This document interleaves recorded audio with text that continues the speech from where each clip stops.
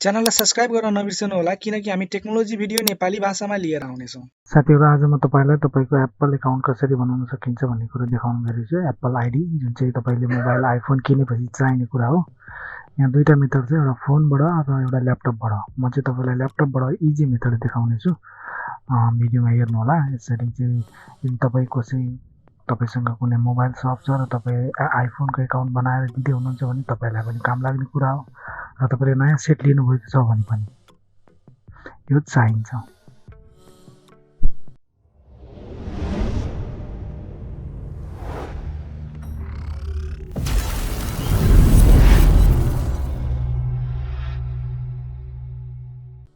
यहाँ हेर्नुहोस्, सर्वप्रथम आफ्नो कम्प्युटरको स्क्रिनमा जानुहोस् र क्रोम ब्राउजर खोल्नु होला।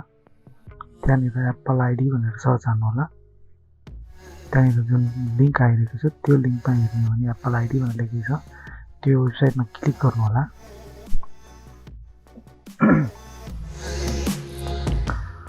र क्लिक गरेपछि हाम्रो यहाँनिर एप्पल एकाउन्टको एड्रेस आउनेछ जुन चाहिँ अहिले देखिएको छ र यहाँनिर क्रिएट एप्पल एकाउन्ट भनेर लेखेको छ।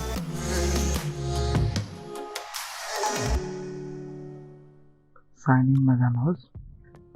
साइन इनमा हैन, क्रिएट न्यू एप्पल आईडी भनेर भनेको छ। यो लिङ्कमा चाहिँ क्लिक गर्नु होला।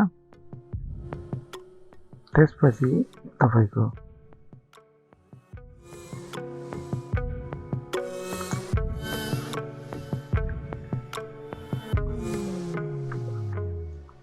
तल हेर्ने हो भने यहाँ न्यू आईडी क्रिएट गर्ने ठाउँ देखाएको छ र क्रिएट योर एप्पल आईडी भनेर आयो। त्यसपछि तपाईले यहाँ आफ्नो नाम राख्नु होला।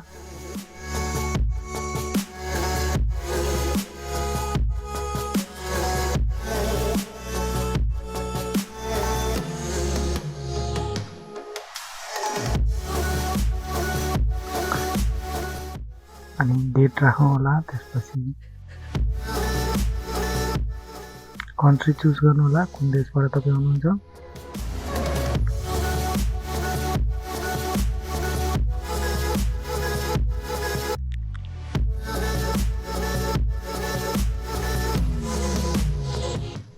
अनि आफ्नो पासपोर्ट राख्नुहोस् र तपाईलाई चाहिने इमेल आईडी अथवा तपाईले मैले यहाँ मेरोटेक राखे, तपाईले आफ्नो नाम राखेर पनि राख्न सक्नुहुन्छ। तपाईले हेर्ने हो भने यहाँ चाहिँ आइक्लाउड आईडी भनेर भनेको छ। आइक्लाउडबाट पनि एप्पल आईडी बनाउन सकिन्छ, तर म चाहिँ तपाईको रजिस्टर इमेल जुन जीमेल आईडी छ, तपाई एन्ड्रोइड युजर हुनुहुन्छ भने तपाईको एन्ड्रोइड युजरबाट एन्ड्रोइडको जुन जीमेल आईडी छ त्योबाट चाहिँ एप्पल आईडी, त्यसलाई चाहिँ एप्पल आईडीमा ट्रान्सफर कसरी गर्ने भन्ने कुरा देखाउन गइरहेको छु। यहाँ पहिला चाहिँ आफ्नो जुन जीमेल छ रजिस्टर मेल त्यो चाहिँ हाल्नु होला। चाहिँ मेरो मेल आईडी अहिले इनपुट गरे। त्यसपछि पासपोर्टमा तपाईँ पासपोर्ट चुज गर्न सक्नुहुन्छ। क्यापिटल लेटर, स्मल लेटर र सिम्बल राखेर तपाईँ राख्न सक्नुहुनेछ। अनि तपाईको फोन नम्बरको लागि तपाईको कन्ट्री कोड चुज गर्नुपर्ने हुनेछ।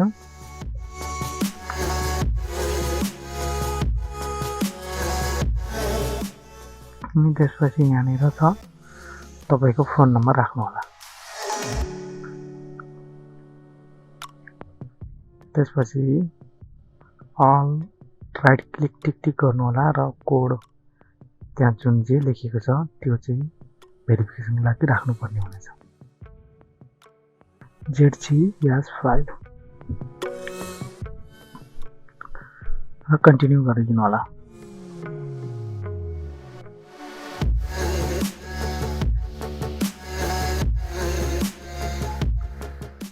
र तपाईको कोड जुन इमेलमा आउँछ त्यो इमेलको कोड चाहिँ तपाईले यहाँ राख्नुपर्ने छ।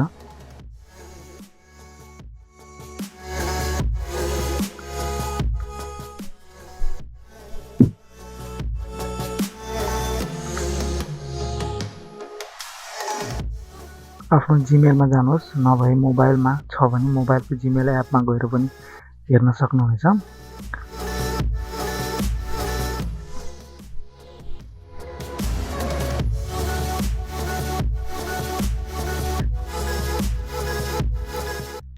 र यहाँ हेर्नुहोस् एप्पलको कोड आयो।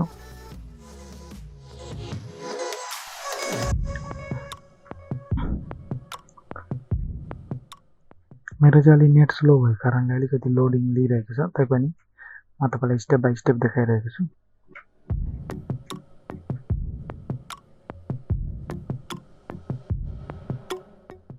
यदि तपाईँ मेरो फेसबुक च्यानलमा हुनुहुन्न भने, फेसबुक पेजमा हुनुहुन्न भने फेसबुक पेज पनि लाइक गरेर लेटेस्ट भिडियोको लागि बस्न सक्नुहुनेछ। यहाँ हेर्ने भने यो कोड आएको छ, यसलाई कपी गर्नुहोला र यहाँनिर पेस्ट गर्न सक्नुहुनेछ। त्यसपछि कन्टिन्यू गर्नुहोला अनि त्यसपछि तपाईँको मोबाइल नम्बरमा पनि भेरिफिकेसन आउनेछ। तपाईँको मोबाइलमा हेर्नुहोस् र मोबाइलको रजिस्टर नम्बरमा भेरिफिकेसन कोड आएपछि त्यो कोडलाई तपाईँले राख्न सक्नुहुनेछ।